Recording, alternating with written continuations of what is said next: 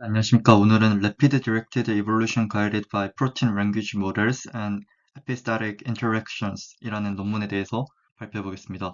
2026년 되게 최근에 이제 사이언스에 발간된 논문입니다. 네, 그럼 시작하겠습니다. 먼저 이 논문은 멀티 이볼브라는 ML 가이드드 엔드-투-엔드 프레임워크를 개발한 논문입니다. 엔드-투-엔드라는 말에서 알 수 있듯이 어, 이제 여러 차례의 반복 실험 없이 한 번의 실험 설계 라운드만으로도 성능이 이제 야생형의 단백질보다 훨씬 더 극대화된 멀티뮤탄츠 프로틴을 확보할 수 있음을 보인 겁니다. 또 엔드 투 엔드 프레임워크이기 때문에 이런 이제 멀티뮤탄츠를 발굴한 다음에 되게 빠르고 신속하게 그거를 실질적으로 합성할 수 있는 반복론도 이 프레임워크 속에 같이 정립이 되어 있습니다. 그러면 이렇게 멀티뮤탄츠를 빠르고 이제 신속하게 만들어내는 방법이 왜 필요하냐? 기존의 디렉티드 이볼루션 방식과 ML 가이드드 D 같은 경우에는 모두 여러 번의 시행착오를 거쳐서 이제 멀티뮤탄츠를 만들어야 되기 때문에 시간적으로도 비용적으로도 돈이 많이 들었기 때문입니다. 반면에 이제 이 멀티 이볼브는 이런 시간과 비용의 문제를 획기적으로 전략할 수 있기 때문에 큰 노벨트를 가진 논문이라고 볼 수 있는 거죠. 그래서 조금 더 구체적으로 방법을 간단하게만 설명을 하면, 음, 프로틴 랭귀지 모델을 이용해서 먼저 싱글 뮤테이션을 여러 개 발굴한 다음에 뉴럴 네트워크를 이용해서 이 싱글 뮤테이션 먼저 싱글 뮤테이션을 발굴하고 PLM으로, 그리고 이제 실험자들이 직접 발굴한 싱글 뮤테이션으로부터 만들 수 있는 더블 뮤테이션들을 만들어 이제 쭉 이렇게 나열하고 실험적인 테스트를 거칩니다. 그리고 그렇게 테스트를 거친 더블 뮤테이션의 데이터와 싱글 뮤테이션의 데이터를 뉴럴 네트워크에 넣어서 이 더블 뮤테이션 사이에 그런 에피스테릭 인터랙션을 학습을 시킵니다. 그리고 학습의 결과로서 이제 이 뉴럴 네트워크는 멀티 뮤탄츠를 몇 가지 제안을 하게 되고 그 각각에 대한 성능도 이렇게 함께 제시를 하게 됩니다. 그 중에서 이제 좋은 점수를 받은 멀티 뮤탄츠를 멀티 어셈블리라는 뒤에서 설명할 방식을 통해서 신속하게 합성하는 방식으로 이 멀티 이볼브의 파이프라인은 이제 진행이 되는 겁니다. 그럼 하나씩 이제 자세히 살펴보겠습니다. 그 전에 먼저 배경 지식으로 기존의 트랜지셔널 디렉티드 이볼루션 즉 D 방식과 조금 더 이제 거기에 머신러닝을 좀 덧붙인 ML 가이디드 D 그리고 멀티 이볼브를 좀 비교를 해보겠습니다. 트랜지셔널 디렉티드 트랜지셔널 D 같은 경우에는 여기서 볼 수 있듯이 하나의 와일드 타입으로부터 출발을 해서 계속 시행착오를 거쳐서 뮤테이션을 늘려나가야 됩니다. 만약 뮤테이션을 하나를 더 추가를 했을 때 그 성능이 기존보다 떨어진다면은 이 가지는 이제 스탑을 해야 되고, 또 다른 위치에 이제 뮤테이션을 넣었는데 성능이 좋아지면 다음 라운드에서 또 한 번 이제 세 개 추가하고 뭐 네 개 추가하고 해서 n개까지 추가를 해서 계속 그 성능이 강화될 때까지 이 시행착오를 반복하는 겁니다. 당연히 돈과 시간이 많이 들겠죠. ML을 도입한 뒤로도 이제 ML을 도입한 뒤에 조금 더 컴퓨테이셔널하게 이제 좀 이게 시행착오를 좀 걸러낼 수는 있게 되었지만, 아직도 여전히 매 라운드마다, 그러니까 하나를 추가하는 게 매 라운드인데, 추가를 할 때마다 시행착오를 거쳐야 됩니다. 그러니까 여러 개의 그 라운드마다 이제 할 수 있는 여러 개의 그 가능성들에 대해서 학습을 위해서는 그만큼의 많은 실험 데이터가 필요하기 때문에 매 라운드마다 실험 데이터가 필요한 거죠. 뮤테이션으로한. 그래서 라운드가 많이 소모가 되고, 당연히 이제 그에 따라 비용과 시간이 많이 들겠죠. 반면에 멀티이볼브는 이제 한 라운드만 거칩니다. 이 여러 시행착오를 거칠 필요 없이 싱글 뮤테이션 정보만에 이제 그 에피스타틱 인터랙션 정보만 추가를 하면은 아예 그냥 이제 네, 에피스타틱 인터랙션 정보를 제공하는 그런 더블 뮤테이션 정보만 이제 넣어주면은 이 두 가지 정보를 가지고 학습을 해서 아예 이제 멀티 뮤턴트를 이렇게 바로 제한할 수 있게 되었다는 게 가장 큰 장점입니다. 그래서 이제 멀티 이볼브의 전체 흐름은 앞서 요약해서 간단히 설명드렸지만, 먼저 싱글 뮤탄츠를 발굴을 하고 그 싱글 뮤탄츠 중에서 좋은 성능을 갖는 것만 뭐 15개 정도면 15개 정도 혹은 뭐 19개 뭐 등등으로 이렇게 발굴을 해냅니다. 이 발굴을 하는 과정에는 당연히 실험적인 좀 방법이 들어가겠죠. 그 싱글 뮤턴츠를 제한하는 거는 이제 PLM 모델을 통해서 제한을 하거나 또는 펑셔널 이제 직접 실험적인 시행착오를 거쳐서 이 싱글 뮤테이션 데이터는 제공을 해야 됩니다. 아무튼 이렇게 싱글 뮤텐츠 몇 개를 뽑고 나면은 얘네들 간의 조합으로서 가능한 모든 더블 뮤테이션 정보를 이렇게 데이터를 만들어냅니다. 이건 이제 실험적인 시행착오를 거쳐서 만들어내야 되는 정보인데 일단은 그 양 자체가 되게 매 라운드마다 그 실험 데이터를 만들어내야 되는 기존의 ML 방식들과는 좀 더 보다 훨씬 더 효율적인 걸 알 수 있는 거죠. 아무튼 이 두 가지 정보를 이용해서 이 뉴럴 네트워크 모델을 학습을 시키면은 이 뉴럴 네트워크 모델이 멀티뮤탄츠를 즉 3개에서 7개의 돌연변이를 가진 여러 단백질 서열들을 아미노산 서열들을 제한을 합니다. 그 중에서 가장 점수가 높은 걸 가지고 이 멀티 어셈블리라는 좀 신속한 합성 멀티뮤탄츠 합성법을 통해서 이렇게 그 실질적인 멀티뮤턴트 단백질을 만들어내는 그런 과정입니다. 여기에도 그림에도 되게 잘 나와 있죠. 한 라운드 만에 빠르게 그 기능이 향상된 기존보다 멀티뮤턴트를 만들어낸다. 이게 이 멀티 이볼브의 핵심인 겁니다. 먼저, 그래서 연구자들은 이제 이 멀티 이볼브의 파이프라인을 이제 그 성능을 입증을 하기 위한 먼저 첫 번째 단계로서 PLM 제로샷 앙상블을 이용해서 싱글 뮤턴트를 제한할 수 있음을 입증했습니다. 기존에 이 PLM을 이용해서 제로샷 앵성블, 즉, 특정 이제 와일드 타입의 그 아미노산이 있을 때, 서열이 있을 때, 그 각 서열 중에 위치마다 뮤테이션을 주어서 그게 얼마나 적합한지, 진화적으로 더 자연스럽거나 적합한지를 계산하는 걸 이제 로그 라이클리후드 레티오라고 합니다.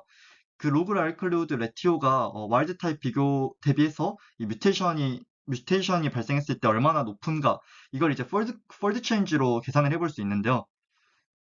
기존 방식들은 이제 크게 이제 시퀀스 베이스드 방식과 스트럭처 인포음드 방식으로 나눌 수 있었습니다. 그런 PLM에 기반이 되는 방식, PLM에서 그 점수를 매기는 방식 자체를 이렇게 시퀀스 베이스드와 스트럭처 인포음드로 나눌 수 있었고요. 점수를 매기는 방식은 대부분 FC 방식이었습니다. 단순하게 그냥 로그라이클 더 적합한 하면 폴드 체인지가 높게 나타나고 WT보다 그 뮤턴트가 더 적합도가 높은 거니까요. 뭐, 좀 더 부적합하면 이제 FC가 낮게 나타나는 식이었는데, 문제는 이러한 스코어링 방식에 편향성이 있다는 점을 이제 연구자들은 발견했습니다. 플로린처럼 부피가 큰 그런 방향성 장기의 경우에는, 어, 뮤테이션이 발생했을 때 기능이 더 좋아지더라도 FC 점수가 낮게 받는 그런 편향성이 존재했던 거죠. 그래서 이러한 편향성을 극복하고 또 이제 각 싱글 PLM 메소드로부터 어, 얻을 수 있는 이제 좋은 유익한 돌연변이들을 최대한 더 많이 확보하고자 PLM 앙상블을 만들었습니다. 스코링 방식, 그리고, PLM의 모델의 그 자체 작동 원리에 따른 방식, 이렇게 두 가지로 해서 총 네 가지의 그 케이스가 나오잖아요. 예를 들어서 시퀀스 베이스드이면서 FC로 점수를 매기는 모델, 그리고 시퀀스 베이스드면서 G스코어로 점수를 매기는 모델, 이런 식으로 해서 총 4개의 케이스가 나오잖아요. 이 4개의 케이스를 합쳐서 앙상블을 만들었고, 그렇게 앙상블에 만든 성능을 테스트를 이제 해보니까 기존의 문헌들 DMS 데이터셋을 가지고, 여기서 DMS는 참고로 뮤테이셔널한 각 단백질의 뮤테이셔널한 정보들을 가지고 있는 데이터셋입니다. 그게 총 73개가 있었는데 확실히 앙상블로 만드니까 당연히 어, 더 많은 그 뮤테이셔널한 정보들을 얻을 수 있었다는 걸 확인할 수 있었습니다. 어, 네, 여기 보면은 이제 끝자락이 한 20개가 넘게 있잖아요. 20개가 넘는, 그 73개 중에 20개가 넘는 단백질에 대해서 어, 그 기능이 유익하다고 이제 이미 입증이 된 뮤탄츠를 잡아냈다는 겁니다. 앙상블을 이용하니까. 반면에 이제 각 싱글 메소드들은 이 각자들이 찾아낼 수 있는 그 뮤테이션들의 한계가 있기 때문에 그 이제 이 최대값이 확실히 양상블보다 더 작다는 걸 확인할 수 있습니다. 이 다음으로 이제 이렇게 얻어낸 싱글 뮤테이션들을 가지고 어, 더블 뮤테이션을 먼저 생성을 했습니다. 그리고 이 이러한 더블 뮤테이션 데이터를 이제 학습에 주입함으로써 에피스타시스를 학습시켰고 이를 토대로 멀티뮤턴츠를 제한하는 단계를 이제 그 실험적으로 보인 과정입니다. 네, 각 데이터셋에 어, 이제 뮤테이션이 싱글 뮤테이션 그리고 더블 뮤테이션, 3 뮤테이션까지 이렇게 발생을 시켜봤고 문헌에 이제 이거는 이제 각 단백질마다 어떤 뮤테이션들이 존재했고 그 각 뮤테이션에 대한 점수들이 이제 다 정리가 되어 있는 데이터셋들인데 여러 개의 데이터셋인데 총 12개 네, 여러 개 데이터셋이 있습니다.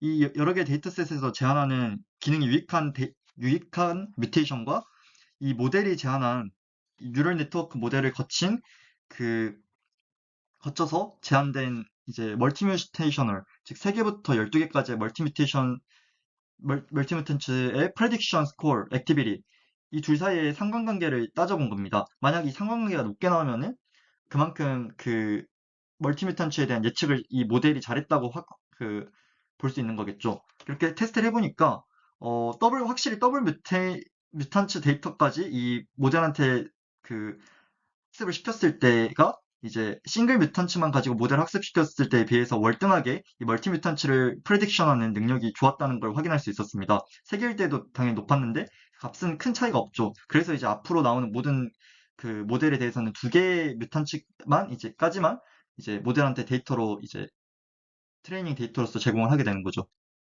아무튼 여기서 알 수 있는 사실은 이 두 개의 뮤턴츠 데이터까지 넣었을 때 모델의 성능이 높아졌다. 즉, 에피스타시스를 이 모델이 학습함으로써 멀티뮤턴츠를 예측해내는 능력이 향상되었다라고 볼 수 있는 겁니다.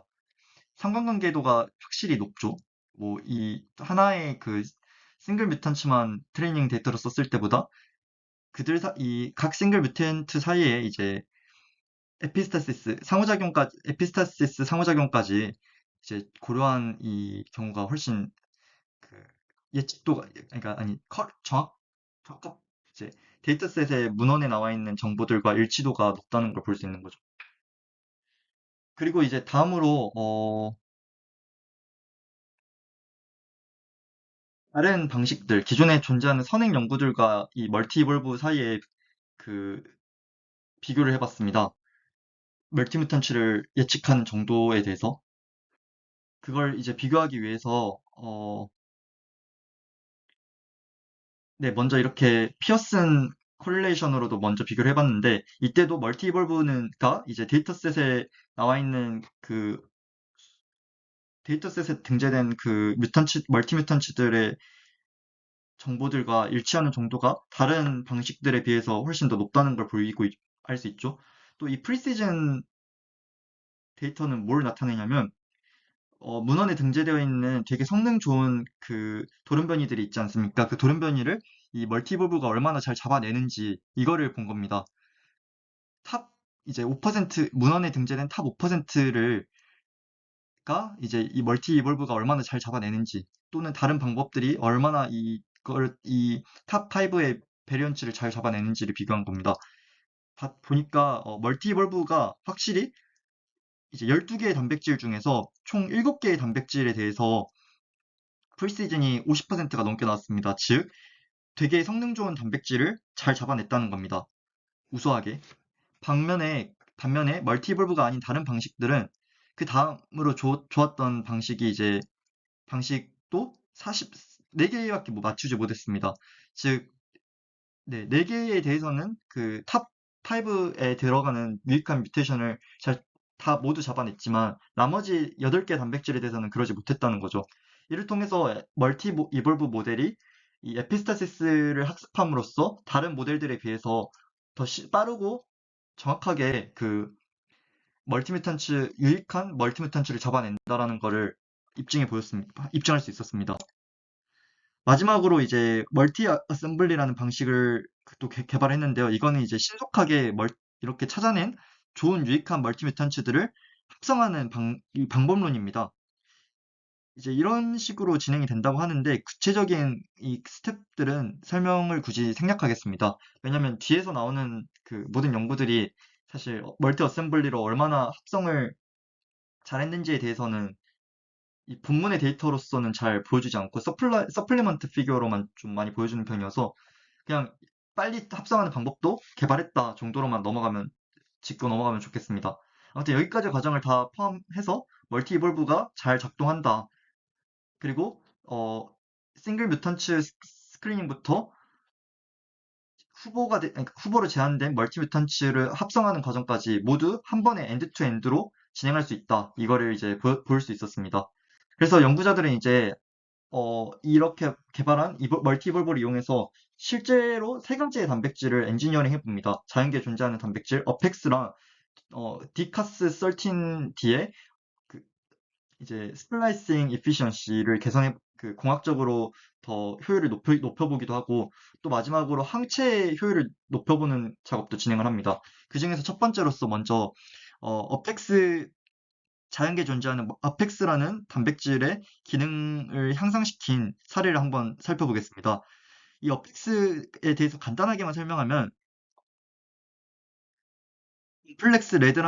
암플렉스 레드 서브스트레이트가 주어졌을 때 그거를 이제 산화를 시켜서 레드 플루오스켄트 몰큘로 만들어냅니다. 레솔루핀이라고 불리는데 이 레솔루핀을 만들어내면 이게 빨간색으로 빛을 내는 성질을 가지고 있어요.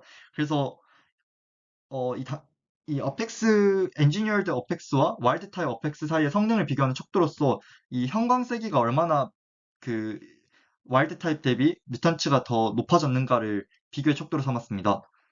그래서 먼저 멀티볼브의 첫 단계로서 PLM 제로샷 앙상블을 이용해서 앞에서 살펴본 먼저 싱글 뮤턴츠를 쭉 제안을 이제 쭉 뽑아봤습니다. 총 82개의 뮤턴츠가 추천이 되었습니다. 그리고 이제 연구자들이 직접 실험적으로 필터링을 해봐서 이 플로스캔트 테스트를 진행해 본 결과 그 중에서 16개의 총 16개의 싱글 뮤턴츠가 야생형 대비 1.4 폴드만큼 형광세기가 이제 빨간색의 그 형광세기가 더 높아졌다라는 것을 유의하게 향상되었음을 확인할 수 있었습니다. 즉, 이 트레스홀드 값보다 높이 있는 이것들이 16개인 거고 얘네들 이제 여기서 메소드 노미네이션은 몇 개의 방법, 앞서 살펴봤던 것처럼 PLM 양성블에는 총 4개의 방법이 있잖아요. 그 4개의 방법 중에서 각 싱글 모델이 몇 개의 그 유의하게 성능이 좋은 싱글 뮤턴치를 잡아냈는가, 이거를 본 겁니다. 이렇게 고르고 분포되어 있으니까 각 싱글 모델을 이용했을 때는 그러니까 충분히 그 유익한 돌연변이를 다 잡아내지 못했지만 앙상블을 이용하니까 얘네들이 다 여기에 포함되게 되고 따라서 그 충분히 많은 양의 그 데이터를 유익한 싱글 뮤턴치 데이터를 확보할 수 있었던 거죠. 이거는 이제 그림 D의 경우에는 좀 구체적으로 싱글 뮤턴치에 어떤 게 있었는지를 나타낸 겁니다. 여기 이렇게 16개가 있고, 어떤 방법으로 이제 잡아냈는가를 이제 보여주는 건데, 보시면은 좀 유의하게 봐야 될 거는, 이 A134P, 이게 뭐냐면, 알라닌에서 프롤린으로 이제 돌연변이를 발생시켰더니, 폴드 임프루브먼트가 엄청나게 높게 나타났다를 보인 거거든요. 근데 앞에서 잠깐 언급했듯이 이 프롤린 같은 경우에는 원래 그 바이어스를 주게 됩니다. 이런 FC 방식으로 평가를 했을 때는, 스코어링을 했을 때는 바이어스가 발생을 해서 편향이 발생해서 잘 잡히지 않아요. 여기에서도 안 잡혔죠. 근데 스트럭처 이제 Z 스코어 방식으로 스코어링을 하니까 이게 유익하다라고 평가가 되어서 잡힐 수 있었던 거죠. 포착될 수 있었던 거죠. 이게 앙상블 방식이 아니었으면은 사실 날렸을 수도 있는 데이터인 거죠. 스트럭처 G 방식에서만 발견이 됐으니까. 아무쪼록 이제 이렇게 폴드 임플로먼트를 보면은 A134P가 압도적으로 그 성능이 향상된 걸 볼 수 있고 나머지들도 그래도 한 1.4배 이상은 성능이 좋아졌다는 걸 볼 수 있습니다. 또 이제 구조적으로 좀 알파폴드를 이용해서 이 각각의 돌연변이가 구조의 어떤 부분에 발생한 돌연변이인지를 따져봤는데요. 대부분이 스테빌라이제이션과 관련이 있었고 A134P와 I185V만 여기 두 개의 돌연변이만 액티브 사이트에 존재하는 액티브 사이트에 있는 레시듀에서 발생한 뮤테이션이었습니다. 아무튼 이렇게 싱글 뮤테이션을 총 얻어냈잖아요. 그 데이터 그렇게 얻어낸 이제 16개의 싱글 뮤테이션 데이터를 가지고 더블로 조합을 해서 총 120개를, 아니지, 16CE만큼 120개의 원래 더블 뮤테이션이 만들어졌는데, 왠지 뭐 119개만 학습에 이제 이렇게 이용을 했는데요. 이렇게 그 더블 뮤턴츠를 발생시켰고, 얘네 둘을 이제 그 FCNN 모델에 학습을 시켜서 학습 데이터로 활용을 해서 멀티 뮤턴츠를 이렇게 제안을 해봅니다. 뭐 다섯 개에서 뭐 7개 정도가 되는 사이에 그 멀티 뮤턴츠를 이렇게 발생을 시켰는데, 해보니까 어펙스에 비교를 했을 때, 일반적인 어펙스에 비교했을 때 이러한 멀티 뮤턴츠들은 193에서 256배의 폴드 체인지를 보였습니다. 또 이 A134P에 비해서도 3.6에서 4.8배의 폴드 체인지를 보였습니다. 다만 이 A134P가 너무 다른 그 16개, 다른 이제 싱글 뮤턴츠들보다 어, 폴드 체인지가 너무 높게 나와서 이런 편향이 발생한 거 아닌가, 이런 의구심이 들어서 연구자들은 이 어펙스를 빼고 똑같은 식으로 진행을 해봤습니다, 실험을. 그랬더니 A134P 없이 학습을 시켜도 어펙스와 비교를 했을 때, 그냥 일반 와일드 타입과 비교를 했을 때 11에서 13.5배 정도의 성능 개선 정도를 보일 수 있었습니다. 반면에 이볼브 프로라는 다른 이제 모델의 경우에는 5번 라운드를 반복을 했음에도 불구하고 1.9배밖에 향상되지 않았습니다. 또한 멀티 어셈블리 방식으로 이렇게 얻어낸 좋은 그 멀티 뮤턴츠들에 대해서 얼마나 어셈블리 이제 잘 합성이 되는지도 평가를 해봤는데, 60에서 70% 가량 높은 어셈블리 이피시언시를 보였습니다. 이 실험들은 이제 언플렉스 레드 옥시데이션 이피시언시를 이제 두 가지 방식으로 보인 건데, 먼저 비오틴 바인딩 어피니티를 보인 겁니다. 이게 음, 스트랩타딘과 얼마나 잘 그러니까 비오틴 라벨링이 잘 되면 될수록 스트랩타비딘과의 결합이 많이 일어나면서 형광세기가 높게 측정이 되는데요. 이때 비오틴 라벨링이 잘 되기 위해서는 그만큼 어펙스의 옥시데이션 성능이 좋아야 됩니다. 그리고 실제로 이렇게 실험을 해보니까 멀티 뮤턴츠들이 아펙스에 비해서 거의 20배 가까이, 또 어펙스2, 즉 더블 뮤턴츠에 비해서, 아니지, A134P에 대해서도 1.3배씩, 1.3배만큼의 높은 성능을 이렇게 보였습니다. 이것도 같은, 이게 좀 다르지만, 그러니까 다른 방식으로 똑같은 걸 입증해 본 건데, 멀티 뮤턴츠의 성능 테스트인데요. 결국에는 여기서 초기 속도만 보면 됩니다. 초기 속도가 이 멀티 뮤턴츠들의 초기 속도, 이 기울기가 그냥 어펙스와 어펙스2보다 훨씬 높죠. 이게 이제 기울기와 관련된 척도인데, 기울기가 높다는 거는 그만큼 이 어펙스의 성능이 개선되었다는 방증입니다. 그러니까 그거를 보이는 근거입니다. 아무튼 이런 여러 실험들을 통해서 결국에 말하고자 하는 거는, 이 멀티 이볼브를 통해서 실제로 일반 와일드 타입보다 훨씬 더 성능이 개선된 멀티 뮤턴츠 어펙스를 개발했다로 볼 수 있습니다. 발견했다로 볼 수 있습니다. 다음 단백질로 이제 디카스 베이스드 스플라이싱 툴을 만들어 그거의 성능을 높이는 작업을 진행했는데요.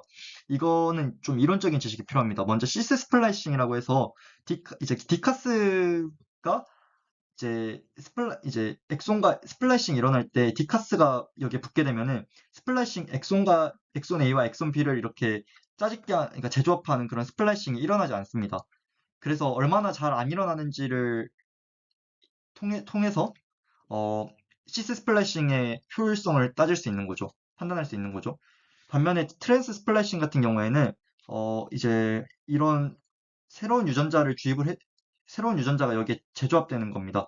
타겟 프리 mRNA 트랜스크립트에 우리가 넣어준 어떤 임의의 유전자가 재조합되는 걸 트랜스 스플래싱이라고 합니다. 이런 거를 이제 멀티 이볼브를 얼마나 잘 개선할 수 있는가를 보이고자 한 거고, 이 두 번째 실험에서의 핵심은 PLM 데이터를 이용하지 않고 펑셔널 데이터, 즉 DMS 데이터를 직접 연구자들이 발굴을 해가지고 이거를 이제 싱글 뮤턴츠 데이터로서 모델에게 학습을 시켰다는 겁니다. 그래서 총 15,942개의 싱글 뮤턴츠 중에서 일부만을 이제 기능이 와일드 타입보다 좋은 싱글 뮤턴츠들만 남깁니다. 잘 필터링을 합니다. 이 필터링을 하는 방식이 여기에 나와 있는데, 바로 시스 스플라이싱의 효율을 평가하는 방식입니다. 어, 간단하게만 설명을 하면 시스 스플래싱 효율, 즉 디카스가 얼마나 잘 스플래싱을 제어하냐에 따라서 더 많이 디카스가 달라붙을수록 시스 스플래싱이 잘 나고 그에 따라 형광세기가 높게 측정이 됩니다. DS 레드라는 형광세기가요. 네. 그걸 이제 그래서 이렇게 해서 세포를 얻어내고 그렇게 빨간색을 많이 보이는 세포들을 시퀀싱을 통해서 시퀀싱을 시킴으로써 거기에 그 세포에 어떤 베리언트가 많이 있었는가를 이제 점수화시킨 겁니다. 이 D 그림은 그냥 실험을 4번 반복했는데 각 실험의 이 선형성이 높게 나타났다. 즉, 실험이 재현이 된다는 걸 보인 그림입니다. 이렇게 Z 스코어를 이렇게 분포를 시켜보니까 이 버리언트들의 개수가 이제 총 여기에 이렇게 이 면적을 구하면은 그게 총 베리언트의 개수가 되고요. 그 중에서 상위 이제 5%, Z 스코어가 특정 수준을 넘어서는 얘들만 이렇게 회색 영역에 나타낸 겁니다. 이제 필터링을 한 거죠. 네, 그리고 네, 그렇게 필터링한 이제 베리언트만 가지고 트랜스 스플라이싱 액티비티를 측정을 했습니다. 즉, 이 모든 싱글 뮤턴츠에 대해서 바로 트랜스 스플라이싱 액티비티를 측정하는 거는 너무 시간과 비용이 많이 드니까 먼저 시스 스플라이싱의 효율성을 척도로 어, 다 걸러내고 몇 개를 이 정도만 남기고 나머지를 걸러낸 다음에 얘네들만 가지고 트랜스 스플라이싱 에피션시를 보인 겁니다. 이건 이제 트랜스 스플래싱을 이피션시를 보인 결과를 나타낸 그림입니다. 네, 여기 단계는 이제 네, 그렇고요. 했더니 WT보다 즉 와일드 타입보다 대부분 1.3에서 2.8배의 향상 정도를 보였습니다. 총 15개 정도의 뮤탄치를 발견할 수 있었고요. 싱글 뮤탄치를. 얘네들은 대부분 안정성과 관련된 얘들이었어요. 뭐 한 가지 예만 들면은 P91K라는 이 뮤테이션의 경우에는 CRRNA의 리필 루프와 상호작용하는 그 레시듀에서 발생한 그런 뮤테이션이었거든요. 근데 돌연변이가 발생함으로써 CRRNA 이제 라이신으로 뮤테이션이 된 거여서 라이신은 플러스 찰지를 띠잖아요. 그렇기 때문에 CRRNA 리핏 부근에 있는 음전화랑 이렇게 상호작용하는 정도가 강해졌고, 그게 안정성을 높이는 데 도움이 되었다라고 판단을 했습니다. 네, 이제 다음으로, 네, 15개 싱글 뮤테이션을 다시 조합해서 원래는 105개인데 뭐 몇 개 빼고 더블 뮤테이션들을 발생을 시켰고, 이 두 가지를 이용해서 똑같이 멀티 이볼브를 돌렸습니다. 그리고 그 결과 5개에서 7개 사이의 멀티 뮤턴츠들을 돌연변이가 발생한 멀티 뮤턴츠 프로틴을 얻어낼 수 있었고요. 이건 이제 디카스 단백질들이겠죠. 네, 이렇게 얻어낸 멀티 돌연변이를 가진 디카스들의 트랜스 스플라이싱 에피션시를 이제 실제로 평가를 해봤습니다. GTSM이라는 방식과 그리고 어, 리스플라이스라는 방식으로 이렇게 두 가지 방식으로 평가를 해봤는데요. 결국의 결론은 일단 이 GTSM 방식으로 했을 때는 2.8에서 9.8배 정도 와일드 타입 대비 성능이 높아졌습니다. 총 3개의 유전자를 그러니까 재조합시키는 걸 목표로 했는데 세 가지를 이제 평균을 내봤을 때 이제 2.8에서 9.8배의 성능 개선이 되었다는 거죠. 더블 뮤턴츠에 대비해서도 3.5배 정도의 성능 향상이 있었습니다. 또 아닙니다. 죄송합니다. GTSM으로 실제 평가를 했을 땐 3.9에서 4.5배 정도의 폴트 체인지가 있었습니다. 또 이 리플라이스 방식으로 했을 때는 1.3배 정도의 평균적으로 1.3배 정도의 성능 향상이 있었고요. 네. 여기서 뭐 리플라이스와 그리고 GTSM의 방식의 차이는 그냥 간단하게만 설명하면 리스플라이스 방식이 이제 조금 더 트랜스 스플라이싱에 집중할 수 있게 함으로써 폴드 체인지의 절대값 자체를 효율 자체를 좀 높이는 데 도움이 되는 그런 방식입니다. 근데 결론은 어떤 방식으로 하던 멀티뮤탄츠의 성능이 이제 멀티버블을 통해서 발굴해낸 멀티뮤탄츠의 성능이 와일드 타입보다는 좋다는 걸 보인 거죠. 세 번째로는 이제 멀티버블을 이용해서 안티바리 디자인을 해봤습니다. 성능이 개선된 즉 멀티뮤턴츠 안티바디를 디자인하는 게 목표였고요. 이 문제의 경우에는 조금 더 까다롭습니다. 앞에 두 개 문제와 비해서. 왜냐하면 멀티 오브젝티브 프로블럼이기 때문인데요. 어, 이 항체의 경우에는 이 CD122라는 항원에 결합하는 항체인데 이 항체에서의 목표는 크게 두 가지가 있기 때문입니다. 한 가지가 아니에요. 단일한 목표가 아닙니다. 발연량도 높여야 되고 충분히 또 이 CD120이랑 결합하는 바인딩 어피니티 정도도 높아야 됩니다. 이 두 가지의 문제를 다 최적화를 시켜야 성공적인 멀티뮤턴츠를 발굴했다고 볼 수 있는 거죠. 이걸 평가하기 위해서 이제 연구자들은 먼저 익스프레션 정도를 레벨을 봐야 되잖아요. 그래서 히빗이라는 특정 단백질을 이 항체에 붙여서 이 히빗이 다른 효소와 이 남색 효소와 결합을 하면 빛이 납니다. 그래서 빛나는 정도, 빛의 세기 정도를 통해서 익스프레션 스코어를 구했고요. 상대적인. 또 이제 엘리사 베이스드 어세이를 이용해서 상대적인 바인딩 어피니티 정도를 구했습니다. 이때 익스프레션 레벨로 노멀라이징을 시켰는데요. 이는 이제 익스프레션이 높게 나오면은 그냥 익스프레션 값이 높게 나오면 아무리 바인딩 어피니티가 낮아도 아예 이제 점수가 좀 높게 나오는 경향이 있어서 그런 편향을 막고자 노멀라이징을 시킨 겁니다. 아무튼 이렇게 했고 이제 여기서는 DMS 데이터셋이 아닌 PLM 모델을 이용해서 그 PLM 양성부를 이용해서 싱글 뮤테이션을 제안을 했습니다. 이렇게 제안한 싱글 뮤테이션들이 총 19개 정도가 1.2 폴드 체인 1.2배만큼 더 높은 그런 익스프레션 레벨을 보였습니다. 또 0.9에서 1.4배 정도의 더 높은 바인딩 어피니티를 보였고요. 와일드 타입 대비했을 때. 이건 이제 앞서 살펴본 그림처럼 1.2배가 넘는 익스프레션 레벨을 가진 얘들이 이 개별 종목, 개별적인 모델보다 앙상블 방법을 썼을 때 더 많이 포함하고 있었다라는 걸 나타낸 그림이고요. 이 그림은 이제 19개 싱글 뮤턴츠에 대한 구체적인 정보, 그리고 그게 구조적으로 어디에 있는지를 보인 겁니다. 해보니까 프레임워크, 즉 항원과 결합하는 가변부에 이런 뮤테이션이 대부분 존재하고 있다는 걸 보였습니다. 볼 수 있었습니다. 아무튼 이렇게 19개 싱글 뮤테이션과 그 19개 싱글 뮤테이션을 조합한 더블 뮤테이션을 가지고 학습을 시켰습니다. 그랬더니 그렇게 만들어낸 멀티 뮤턴츠가 이제 3에서 7개 정도의 멀티 뮤턴츠들이 멀티 뮤턴츠 단백질들을 만들어낼 수 있었는데요. 이것들은 이제 2에서 5배 정도의 바인딩 그리고 곱하기 익스프레션 레벨을 아 죄송합니다. 바인딩 어피니티 정도와 익스프레션 정도가 얼마나 향상되었는지를 둘이 곱해가지고 둘이 종합한 값이 얼마나 이 와일드 타입 대비로 싱글 뮤턴츠 혹은 더블 뮤턴츠 대비로 높아졌는지를 평가를 해봤습니다. 그 결과 2에서 5배 정도의 폴드 체인지를 보였고요. 이걸 이제 분해를 해봤습니다. 익스프레션 바인딩과 익스프레션 각각이 얼마나 높은 폴드 체인지를 보였는가를 분해를 해보니까 먼저 익스프레션 레벨은 2에서 4배 정도의 폴드 체인지를 보였고 어, 바인딩 어피니티는 1.5배 정도의 폴드 체인지를 보였습니다.